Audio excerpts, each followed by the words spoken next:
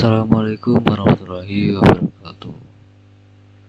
Di sini saya akan mempresentasikan proyek data mining kami yang berjudul Cybersecurity Anomaly Detection.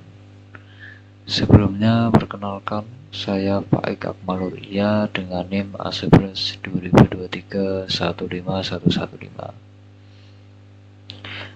Proyek ini menggunakan algoritma Cummins untuk melakukan clustering data yang digunakan untuk mengelompokkan data.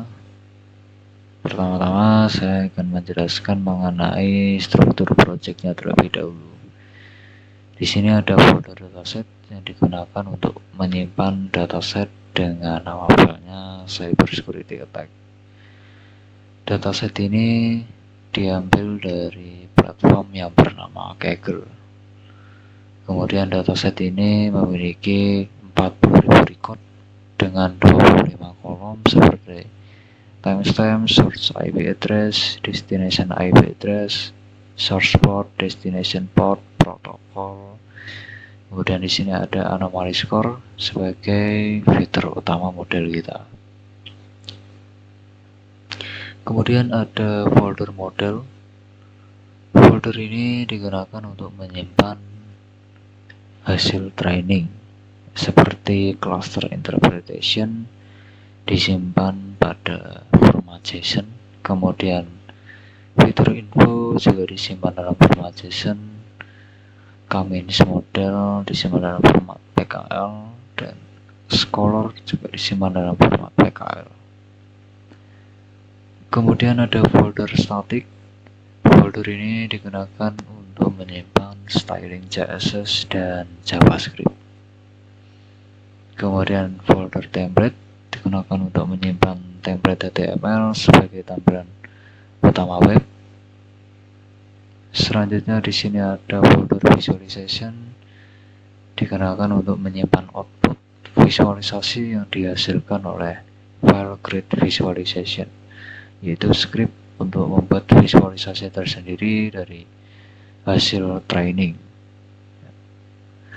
Kemudian pipeline project ini memiliki 3 komponen utama, yaitu ada train model yang digunakan untuk melakukan training model, kemudian grid visualization tadi digunakan untuk membuat visualisasi tersendiri dari hasil training. Kemudian ada file fpy. File ini digunakan untuk melakukan deployment menggunakan library Flux. Selanjutnya, semua referensi kita simpan pada file yang bernama requirement.txt. Pada file ini terdapat library seperti pandas, kemudian NumPy, Skitlearn, Flux, dan Joblib.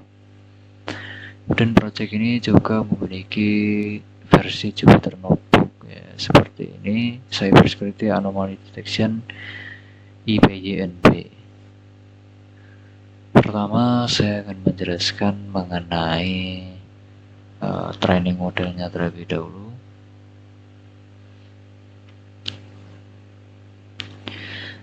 Pada tahap pertama, kita import semua library yang dibutuhkan, seperti warning yang digunakan untuk menyembunyikan warning yang tidak diperlukan agar output lebih bersih. Kemudian pandas untuk membaca dan memanipulasi data dalam format data frame. Kemudian NumPy untuk operasi array dan kalkulasi numerik. Selanjutnya ada standar Scholar yang digunakan untuk menormalisasi data agar memiliki min sama dengan 0 dan standar deviasi sama dengan 1. Kemudian ada Cummins, itu algoritma clustering utama yang akan mengelompokkan data. Kemudian Zero Score untuk metrik evaluasi mengukur seberapa mirip data dengan klasternya dibanding dengan klaster lain. Selanjutnya ada Davis Baldwin Score yaitu metrik evaluasi untuk mengukur rata-rata kemiripan antara klaster. Semakin rendah semakin baik. Kemudian ada joblib, itu untuk menyimpan dan memuat model ya. Pada folder model ini menggunakan format PKL. Kemudian JSON digunakan untuk menyimpan metadata pada folder model, tentunya dalam format JSON. Selanjutnya kita buat folder modelnya terlebih dahulu menggunakan fungsi makedir. Kemudian kita masuk ke tahap data load, itu kita load datasetnya dari folder dataset. Kemudian hasilnya nanti akan tampil dataset loaded 40.000 record. Selanjutnya yaitu fitur selection. Kita memilih anomaly score sebagai single fitur. Kenapa memilih anomaly score sebagai single fitur? Karena jika dibandingkan dengan multi fitur, anomaly score ini memiliki skor siluete yang tertinggi.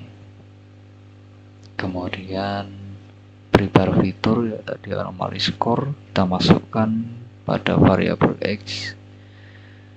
Selanjutnya kita ke tahap pre-processing, yaitu menormalisasi data menggunakan standard scholar. Standard scholar mengubah data agar memiliki mean sama dengan 0 dan standar deviasi sama dengan 1. Tujuannya supaya clustering tidak bias. Kemudian kita melakukan evaluasi nilai K dari 2 sampai dengan 5 untuk menemukan jumlah cluster yang optimal. Pertama kita loop evaluasi terlebih dahulu, yaitu range 26 ya, artinya dari K sama dengan 2 sampai K sama dengan 5. Mengapa mulai dari K sama dengan 2? Karena minimum clusternya yang bermakna adalah 2. Kemudian lebih dari 5 biasanya granular.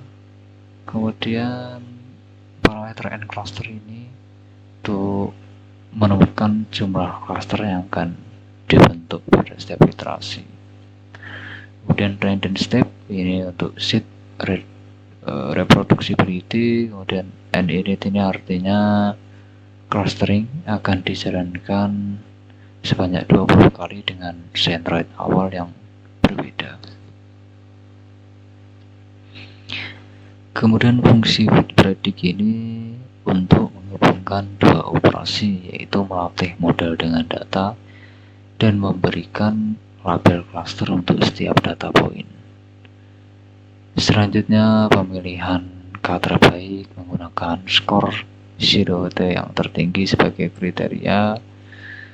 Kemudian kode menyimpan base K dan basil yang diupdate jika ditemukan skor lebih tinggi. Kemudian nanti hasil evaluasinya akan dicetak seperti ini. Optimal K-nya yaitu 2. Siluetenya nanti akan tampil dari K sama dengan 2 sampai K sama dengan 5. Untuk siluete skor semakin tinggi semakin baik, dan divisible din skornya semakin rendah semakin baik. Kemudian cluster distribution, ini membagi cluster, nantinya akan ada cluster 0 dan cluster 1. Di sini cluster interpretation ya, untuk menginterpretasikan cluster berdasarkan rata-rata anomali score. Yaitu jika average skornya lebih dari 50, maka akan dikategorikan sebagai ini. Risk levelnya high, labelnya high risk traffic, kemudian deskripsinya high anomaly score, potential attack or suspicious activity. Artinya berpotensi terkena serangan atau aktivitas yang mencurigakan. Kemudian jika average skornya kurang dari 50, maka akan dikategorikan risk levelnya low, labelnya normal traffic, deskripsinya low anomaly score, normal network traffic pattern, artinya jaringan tersebut normal. Kemudian nanti akan dicetak ya seperti ini, klasternya berapa, kemudian average anomaly score-nya, risk levelnya, dan labelnya apa. Selanjutnya modelnya disimpan ya, model dan artefak disimpan untuk deployment. Pertama, menyimpan scalar. Kenapa menyimpan scalar? Karena standar scalar ini menyimpan parameter min dan scale dari data training. Saat prediksi baru, data harus ditransform dengan parameter yang sama. Jika tidak, hasil scaling akan berbeda dan prediksi tidak akurat. Kemudian joblib ya, menyimpan k-means model. Joblib lebih efisien untuk objek numping atau sklearn ya, arraynya besar dalam format PKL atau Pickle adalah serialisasi binder Python. Selanjutnya cluster interpretation ini disimpan dalam format JSON, dan fitur info juga disimpan dalam format JSON. Selanjutnya saya akan menjelaskan mengenai script, yaitu grid visualization. Seperti biasa kita import library yang dibutuhkan. Seperti di sini ada matplotlib, library plotting utama, yaitu untuk menyediakan kontrol penuh atas grafik. Kemudian ada cburn, yaitu high level interface di atas matplotlib untuk statistik. Kemudian ada PCA untuk mereduksi dimensi data ke 2 dimensi agar dapat divisualisasikan. Selanjutnya min-max scalar untuk menormalisasi data dari range 0 sampai 1 untuk radar cap. Dan di sini kita styling menggunakan dark background, kemudian membuat folder visualization menggunakan fungsi makedir. Kemudian di sini neon grid dan neon red sebagai warna utamanya. Kemudian kita langsung masuk saja ke visualisasi yang pertama, yaitu scatter plot dengan centroid. Visualisasi scatter plot ini untuk menunjukkan pemisahan cluster ya, di mana kita menentukan fitur kedua dengan varians tertinggi, kemudian memilih fitur dengan varian tertinggi, kemudian plot scatter untuk setiap cluster dengan warna berbeda,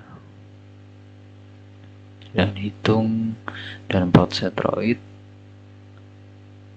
Dia memilih fitur untuk sumbu Y, boolean masking, dan parameter scatter plot, maker centroid X. Selanjutnya dicetak dengan nama filenya scatter png, disimpan dalam folder visualization. Selanjutnya PCA projection, yaitu digunakan untuk mereduksi dimensi untuk visualisasi 2 dimensi. Pertama, kita standarisasi semua fitur numerik sebelum PCA, kemudian apply PCA, reduksi kedua komponen. Reduksi kedua komponen, plot hasil PCA, dilakukan iterasi. Saja kita cetak nama filenya yaitu PCA dengan folder visualization. Dimasukkan dalam folder visualization. Selanjutnya adalah elbow method. Elbow method ini digunakan untuk menentukan K optimal, itu sikunya pada nilai K sama dengan 2. Ya, K sama dengan 2 seperti tadi kita cetak dengan menggunakan nama filenya elbow, kemudian dimasukkan dalam folder visualization. Kemudian visualisasi yang keempat yaitu silhouette score, ya, yang digunakan untuk evaluasi kualitas clustering. Karena semakin tinggi silhouette score, semakin baik model tersebut. Selanjutnya disimpan pada folder visualization dengan nama silhouette.png. Kemudian di sini adalah radar chart untuk cluster profile, sama itu langsung disimpan dalam folder visualization dengan nama radar. Selanjutnya folder FPY yang digunakan untuk melakukan deployment. Aplikasi ini dibangun menggunakan library Flux. Pertama kita import library yang dibutuhkan terlebih dahulu tadi. Selanjutnya model loading, ya. Melakukan load model saat startup, ya. Kemudian di sini ada root index. Root index ini sebagai tampilan utama yang merender template index HTML. Kemudian ada root analyze, yaitu endpoint untuk menganalisis traffic dan memprediksi cluster.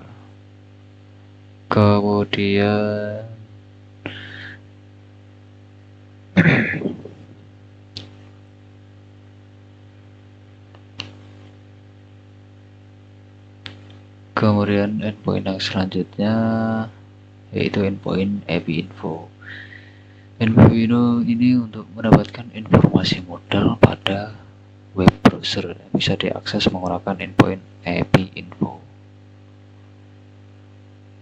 Ya, library ini akan berjalan pada localhost 5000, URL-nya seperti ini.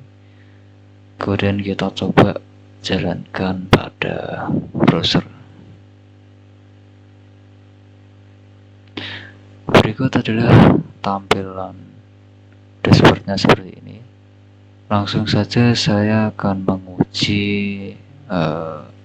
skor anomali di bawah 50 supaya tahu bahwa skor di bawah 50 itu untuk normal traffic. Misalnya saya input skor anomalinya 40, kemudian ukuran paketnya 700, protokolnya TCP, segmennya A. Kita analisis dan hasilnya seperti ini. Normal traffic masuk ke dalam cluster 1, ya. Tingkat resikonya low, penilaian ancamannya ini low anomaly score, normal network traffic pattern, artinya jaringan tersebut normal. Kemudian jarak ke pusat centroidnya 0,5 dan rata-rata skor cluster 24,88. Kemudian di sini ada history system log. Setelah kita input maka akan muncul di sini. Selanjutnya saya akan coba untuk skor anomali di atas 50. Contohnya di sini 70. Ukuran paketnya misal 800, protokolnya UDP, segmennya B. Kita analisis. Ya, skor anomali di atas 50 akan termasuk ke dalam cluster 0, yaitu high risk traffic. Tingkat resikonya high, penilaian ancamannya high anomaly score, potential attack or suspicious activity. Selanjutnya jarak ke pusat atau centroid 0,1 dan rata-rata skor clusternya 74,84.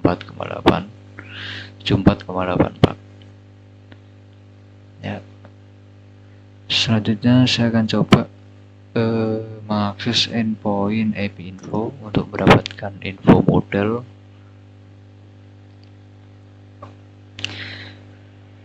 Berikut tampilannya ya.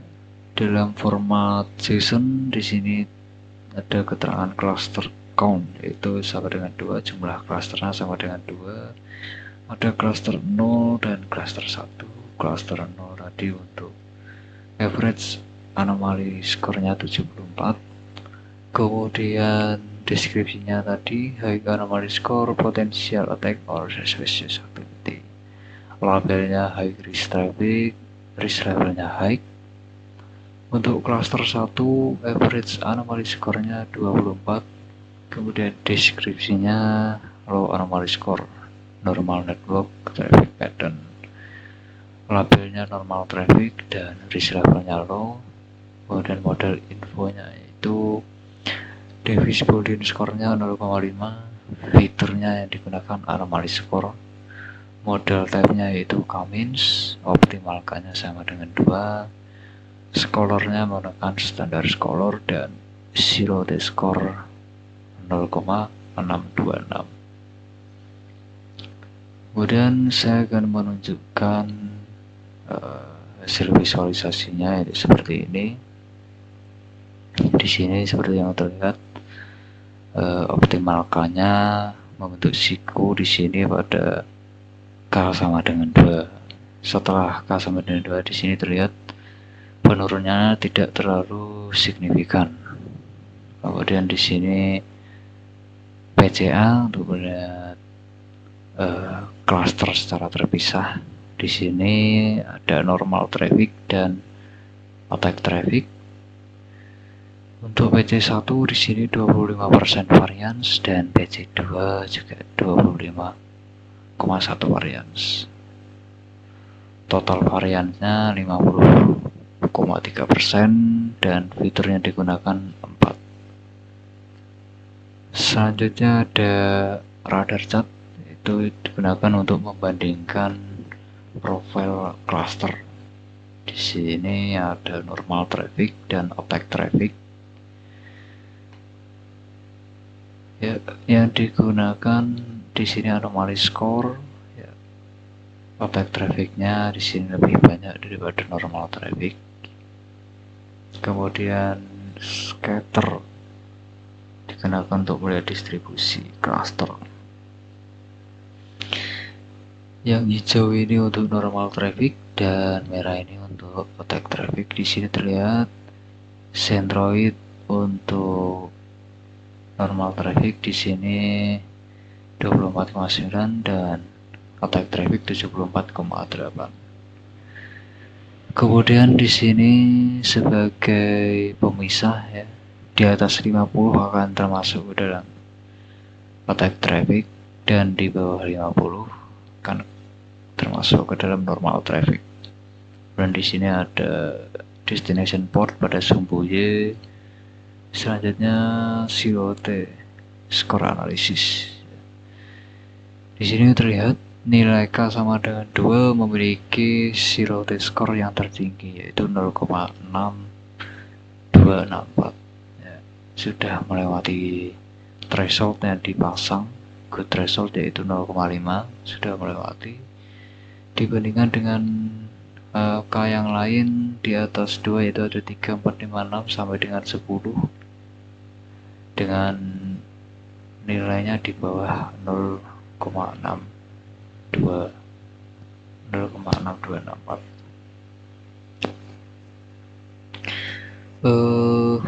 Mungkin cukup sekian presentasi dari saya. Mohon maaf apabila ada kesalahan. Terima kasih. Wassalamualaikum warahmatullahi wabarakatuh.